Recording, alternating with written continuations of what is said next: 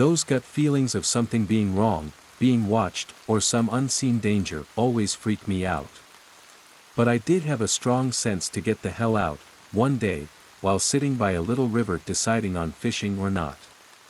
I had just got my pack off and found a spot to sit when I had that odd feeling of being watched from behind. I got up and moved downstream about 400 yards to a spot where there was a larger clearing between the river and the taller bushes and trees. I didn't see or hear anything while walking, only some old deer tracks in some dried mud, but when I got to looking at a spot to sit for a while, I got that feeling again. I could see pretty good all around me about 100 to 175 yards. So I thought that I was being silly. I ate some of my food that I brought, and watched the area around me as I tried to figure out which lure to use. For a while, the feeling went away. I fished for about an hour with no luck. At one point, I needed to urinate. So, I stood up and walked back into the bush to take care of the business. While standing there, that feeling came back stronger than before. All I could hear was the urine hitting the ground. No birds, no wind, no little critters of any kind. I finished and walked back to my spot. As I got there, I bent down to pick up my pole, and I heard my dad's voice, calling my name out loud and clear, using a tone of voice that meant, "Do it now and ask no questions." Well, my dad had passed away 3 years ago. Like others have said, instantly every cell of my body was all keyed up. The area I was in is known to have bears, mountain lions, and wolves were just starting to make a comeback. But I hadn't seen any sign or heard from anyone else. I grabbed my stuff and packed my bag as quick as I could. This time, I took my revolver out of my pack that I brought as extra weight and for snakes and put it on my hip.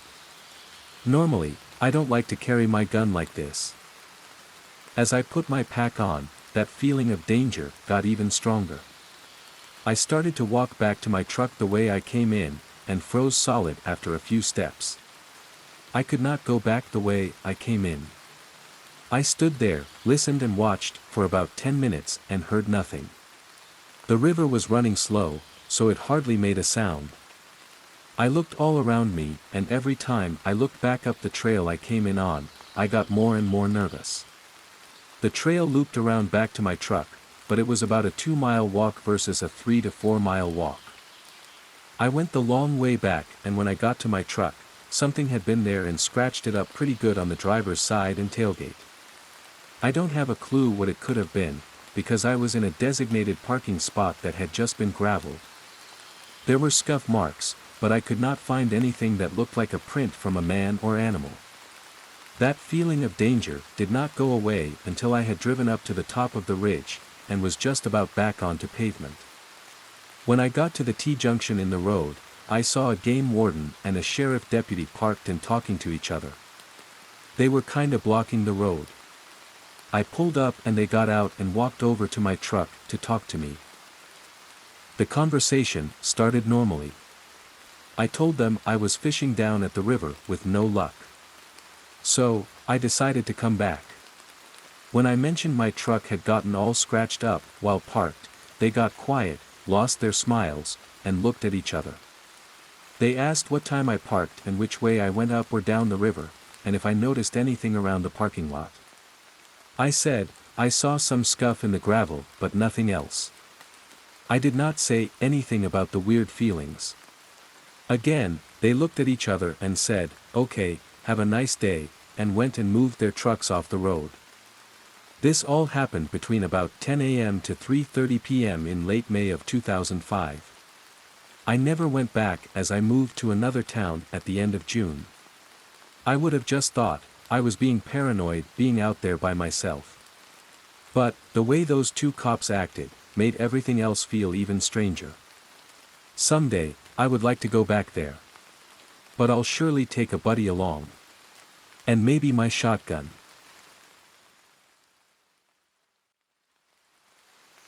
My wife is from a Native American family. From time to time, they carry out a traditional ceremony named sweats. This is basically a form of prayer and cleansing. During the sweat, you go inside a teepee-shaped tent, usually a frame of wood covered by leather or tarps. In the center of the tent, they dig a hole in the ground. They heat up big rocks in a fire until they are red hot, and then put the rocks in the hole. Everyone participating in the sweat sits inside encircling the rocks. Then they close up the tent and begin to throw water on the rocks. Steam forms in the tent and it gets very hot, a lot hotter than a sauna. I was in New Mexico, in my father-in-law's house. The second sweat I attended was really the first one I got proper instruction on the do's and don'ts. I won't go into details, but something my wife told me was, not to lean back or try to avoid the heat. From what I gathered, it was disrespectful to do so. So, we get in the seat lodge, and they throw in 6 to 7 rocks inside the hole. The last rock they throw in kinda bounces out off the hole and partially lands outside of the hole right in front of me. I could already feel the heat from the rock near my leg. The sweat begins, and as they pour water, I can feel that extreme heat going up my body. I remembered what my wife had told me, but I felt like I was going to faint. Well, it wasn't uncommon for that to happen in there. So, I moved my back as far as I could, leaning it on the tent wall. I looked up trying to avoid the heat as much as possible. About a minute or so, after I did this, I feel a push on my back as if someone was standing outside pushing on my back. It wasn't that hard, and at first, I thought maybe I was imagining it. So, I stayed there and a few seconds later, I felt another push, this time a little rougher. I was so startled that I almost jumped in the hole with the rocks. This was in my father-in-law's house in New Mexico, and he owns a big property. There is no way there was anyone outside doing that to me. We were there alone. I later told my wife what had happened and she said it was most likely spirits telling me to do it right. The whole thing still startles me, but not really in a bad way.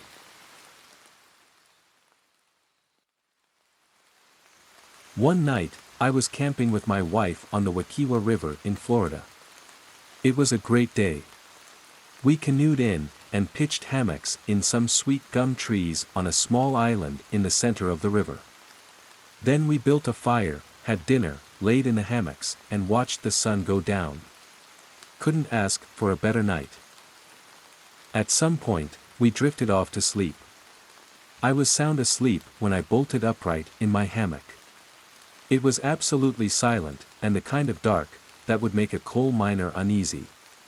I have spent a lot of time in the woods and don't scare really easy. I grabbed my flashlight and shined around the little island. Everything was okay. Then I shined it down to the ground. The island was absolutely crawling with carpenter ants. There were literally millions of them. They didn't really scare me, as they are not particularly aggressive, but that many of them is unsettling to say the least. It was about this time that my wife woke up. I didn't know you could stand up in a hammock. And the scream she let out probably hurt some blue whale's ears in the Pacific somewhere. I kept telling her to calm down, they weren't going to bother us, well at least, that was what I hoped. But that was it. The camping trip was over. She wanted out, and I mean right then, without any delay. So, I reached around and got a palm frond and lit it with a Zippo and used it like a flaming broom to sweep the ants out of my way. I started packing up, keeping everything in the hammocks to keep the ants off. When I had it all packed, I went over and flipped the canoe upright. It was black on the inside. They had taken over our ride out. More screaming, mainly along the lines, "Why did I let you take me into this?" So, I took another flaming broom and swept out the ants. Then, I got it in the water and piggybacked my wife to the canoe. That was real interesting getting her in and not turning it over. After that, I loaded the boat, took down the hammocks, and we headed up the river to where we put in. Florida rivers are interesting at night, lots of gators and other shiny-eyed critters out and about. My wife would not help me paddle. She gripped my flashlight like a lightsaber and swung it from side to side, as if she was fending off Darth Vader. Needless to say, the trip upriver was interesting to say the least. We finally got the launch and loaded up and went home. To this day, she still will not go anywhere near a canoe. A kayak, yes, but not a canoe.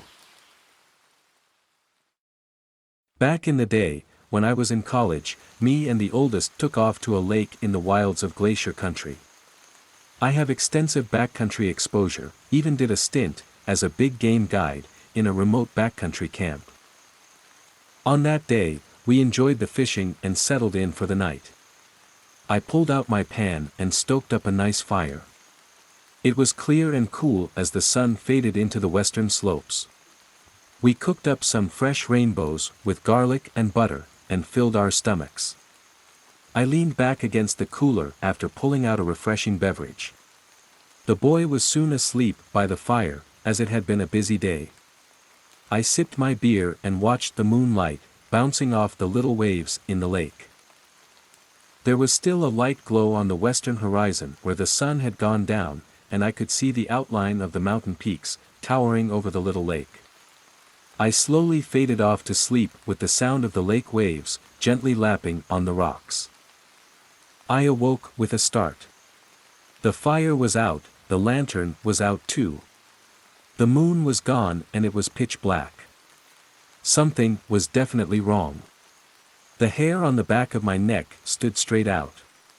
I was paralyzed. I could hear my heart thumping as I strained to hear something in the bush. But all was quiet. I had a horrible, uneasy feeling. I gathered myself together and started kicking around the fire. A small flame came alive and I quickly threw on some wood. In the firelight, I could see that the boy had awoke and was shocked to see his wide-open eyes staring at me. "What's wrong?" he asked. I lied and said that nothing happened and told him to climb in the tent. He crawled into the tent, but even in the light of fire, I couldn't shake my wariness. Something was out there in the bush, and I could feel it was watching me. I gathered up my light and flashed around our camp. Nothing. Finally, I began to calm down and crawled in the tent with the boy. Then again, like clockwork, I awoke completely tense. This time, I couldn't shake the feeling at all. I finally instructed the boy to wake up and go get in the truck. I packed up all of our camp and drove around to the other side of the lake and slept with him in the truck. At dawn, I got up and looked across the lake where we camped earlier, and another uneasy feeling came over me. I decided it was time to go home. I don't know what was out there, or what was going on over there. But I know my instincts, and I am pretty sure that something was wrong with that place. Whatever it was, I will leave it to your imagination. To this day, it creeps me out, thinking about that night.